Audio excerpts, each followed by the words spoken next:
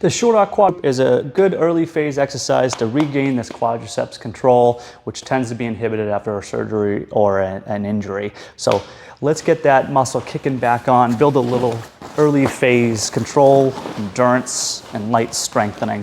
So what we'll do is support the back of the knee, either with a pillow, a volleyball, basketball, anything to help support the knee where it's slightly bent. And what we're going to do is engage this quadriceps with a strong contraction, as strong as we can tolerate.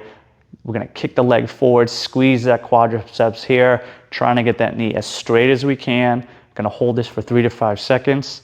Then a nice slow return back to neutral, a little pause at the bottom, and then repeat.